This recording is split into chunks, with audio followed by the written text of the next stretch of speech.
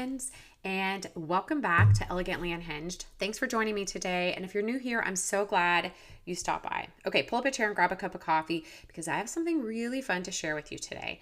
It's not exactly a secret. It's just one of those things that once you know it, you kind of wonder, wait, why didn't anyone tell me this sooner? And I'm going to start with a short story to kick us off. A few weeks ago, I was at physical therapy. I'm still rehabbing after my car accident. And one of the therapists looked at my arms and she asked me how I got my fabulous arm muscles. Now, first of all, the fact that she used the word fabulous made my week. But I laughed and responded, lifting weights. And she looked at me and said, no, there's got to be something else. And I thought about it for a minute and said, well, I also take creatine every day. And that's when I realized we need to talk about creatine right here, right now. Because if you're picturing creatine as something that 22-year-old guys in cut-off tank tops take before deadlifting something ridiculously heavy, you're not alone. And honestly, creatine has one hell of a PR problem. Somewhere along the way, it became the official supplement for gym bros, gallon water jugs, and people who think grilled chicken and steamed broccoli count as a personality trait. Nothing wrong with that. But somewhere along the way, women got left out of the conversation. Meanwhile, we're over here trying to navigate perimenopause, losing muscle without realizing it, wondering why our brain suddenly couldn't remember 3 simple words, and asking why recovering from anything takes 3 damn days longer than it used to. And somehow nobody thought to mention creatine, which is kind of wild because creatine is one of the most researched supplements we have. It's been studied for decades. It's remarkably safe for healthy people. It's affordable, and the more that researchers study it, the more benefits they keep discovering. So yes, we're talking muscle, but we're also talking brain health, recovery, healthy aging, bone, maybe even heart health, and concussion recovery, which we'll talk about. But here's something I want you to know before we even start. Creatine isn't just a muscle supplement. It's an energy supplement. It just turns out your muscles happen to need a lot of energy. So does your brain. So does your heart. Which is why this conversation gets a whole lot more interesting than how do I build bigger biceps? This isn't really a bodybuilding conversation. It's a conversation about building a body that's capable and that you feel good and confident in now and for the next 30, 40 or more years. And that's why we're spending a whole episode on creatine today. I'm going to share why I take it every day, why my 16-year-old soccer playing son takes it, why I think it's one of the most underestimated supplements in nutrition, and why by the end of this episode, you might just find yourself adding it to your shopping list. Okay, so what the heck is creatine? And here's the thing I think surprises a lot of people is your body already makes creatine. Yep, your liver, kidneys, and pancreas are quietly making a little bit every day. And you also get some from animal protein foods like red meat and fish. And let's clear up a few misconceptions while we're here. Creatine is not a steroid. It's not a hormone. It isn't some mystery powder someone cooked up in a lab, though it looks like it. It's something your body makes, recognizes, and uses. And its entire job is helping your cells produce quick energy. Now, I know that sentence doesn't sound sexy, but stick with me because this is where it gets really interesting. Think of every cell in your body like your phone. Okay, so on our phones, every text, every time we open up our photos, every time we scroll Facebook or Instagram, every time we open up another search tab, it drains our cell battery a little. Our bodies work the same way.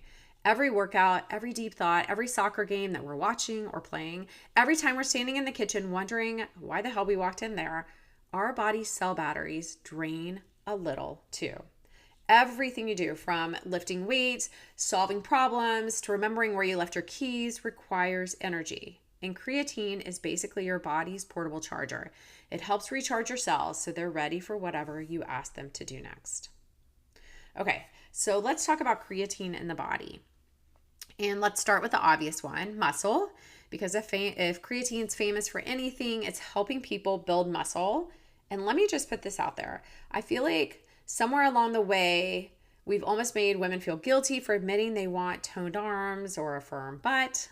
I'm not playing that game. It's okay to want to look good. It's okay to like seeing muscle definition in your shoulders.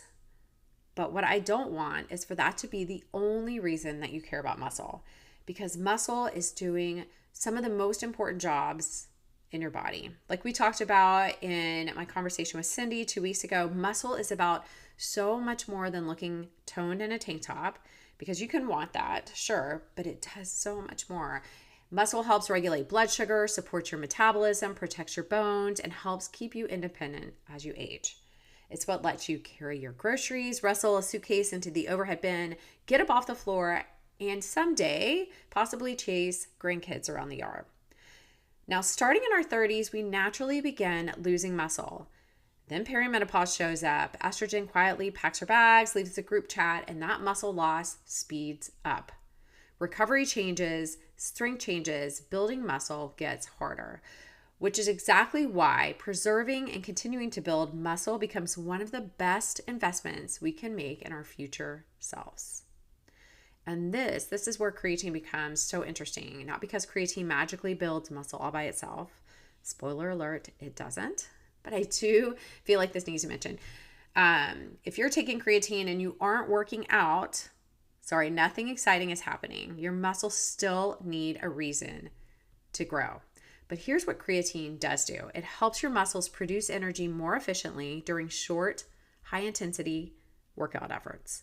So you can squeeze out 1 or 2 more reps. You can pick up a slightly heavier dumbbell. You can recover a little faster between sets. Now, these may not sound like huge wins in the moment, but here's what I love about physiology. 1 extra rep won't change your body, but 1 extra rep repeated hundreds of times, that's how bodies change. Not because creatine built it for you, but because creatine supports that process and helped you show up a little stronger over and over again. And honestly, I love that so much because if you've listened to this podcast, you know we don't talk about magic pills, and real health isn't usually flashy. It's consistent, and the research backs that up. One study followed postmenopausal women doing the exact same resistance training, same workouts, same efforts.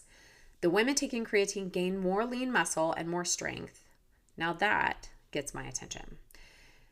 Okay, now honestly, if muscle were the end of the story, creatine would already be worth talking about, right? But it's not the end of the story. Remember, creatine isn't just a muscle story.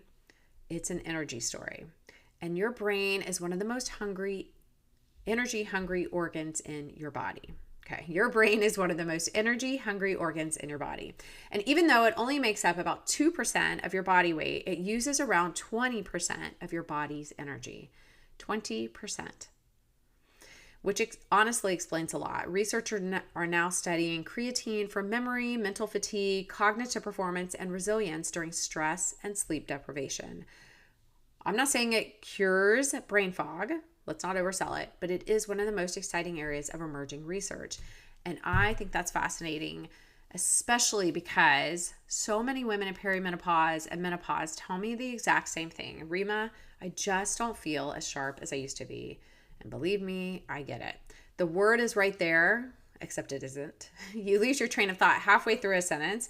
You walk into Target for toothpaste and leave there with 3 throw pillows, 2 candles, and a t-shirt you absolutely didn't need. And no toothpaste. Not that I've ever done that. Okay, so let's talk about a few more places in the body where creatine shows some promising benefits. Bones. Now, we tend to think bone health is all about calcium and vitamin D, but your bones also respond to muscle. So get this. One of the biggest predictors of healthy bones isn't just the nutrients you eat. Those are important. But it's those muscles pulling on your bones every time you lift weights, climb stairs, go for a walk, or simply move throughout your day. Which means every time you lift weights, your muscles are literally telling your bones, hey, stay strong, we still need you. So by building your muscles, you're also building your bones. And another promising body part that may benefit from creatine is the heart, because your heart is a muscle. Researchers are exploring whether creatine may help support the heart's enormous energy demands and cellular energy production.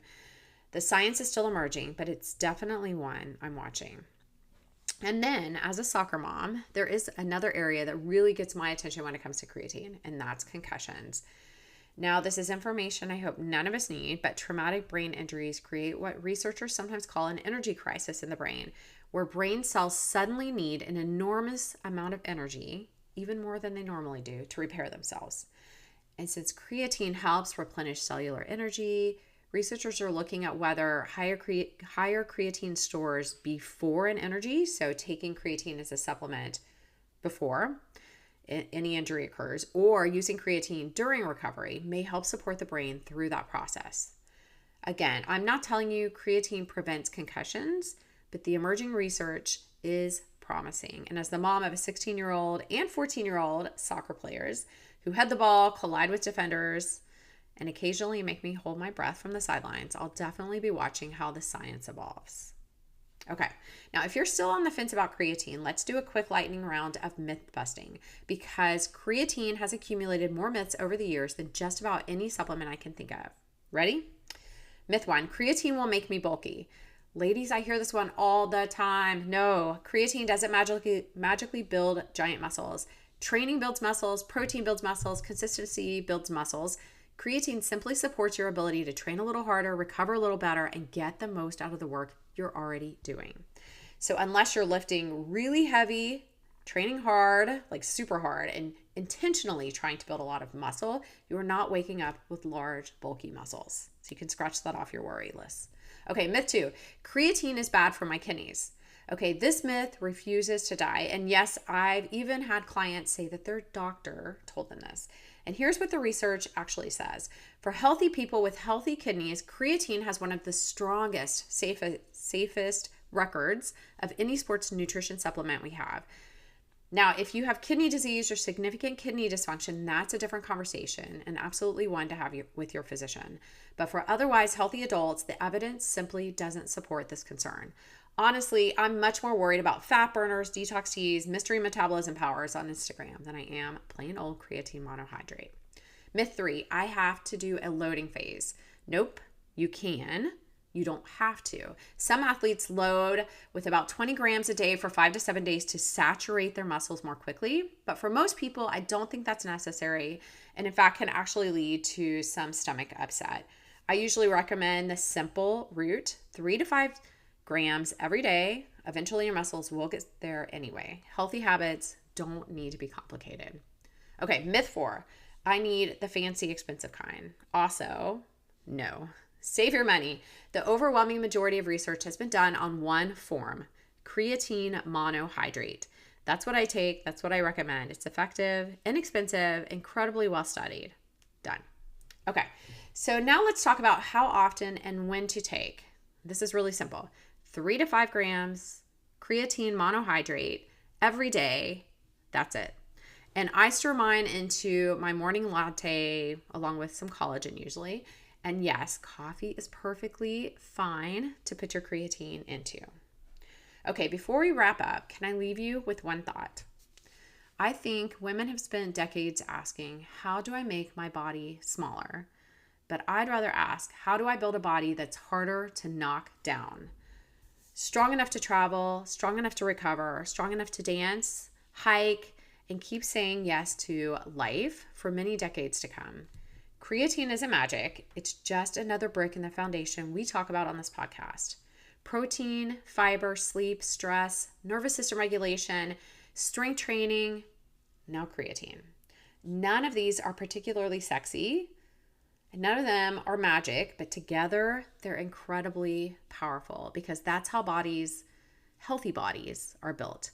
Not through one dramatic transformation, but through one small decision repeated over and over and over again. Okay, as we wrap up, I just want to mention, if you've listened to this podcast for a while, you've probably noticed something. We don't just talk about food around here. We talk about building a body and honestly a life that feels more resilient. Yes, we talk about protein and metabolism, but we also talk about stress, nervous system regulation, hormones, recovery, mindset, habits, because none of these things exist in isolation. And not one of these things done on its own in isolation is going to get you to those health accomplishments that you want. And that's exactly how I work with clients one-on-one. We don't chase a smaller body. We build a stronger, healthier, more capable one that actually supports the life that you are working so hard to build. In other words, we're not trying to build a smaller body. We're trying to build a body with more capacity. And if that sounds like something you've been looking for, I'd absolutely love to work with you. You can learn more about Smart Mouth Nutrition. I'll link to it in the show notes below. And if you enjoyed today's episode, would you please do me one small favor? Share it with someone, maybe your sister, your best friend, a workout buddy, a partner who's been taking creatine for years but somehow forgot to mention it to you, or another woman or man who's trying to figure out how to feel strong again. Because the more we start having conversations like this, the more we can start to change the narrative around aging. Less fear, more strength, less shrinking, more living. All right, friends, that's all I have for you today. Thanks for hanging in there. I know this was a little longer than usual, but honestly, I think creatine earned its own episode. Okay, we'll be back in 2 weeks. Until then, take up space, nourish your body, build your strength, and stay unhinged in the very best way. Bye, friends.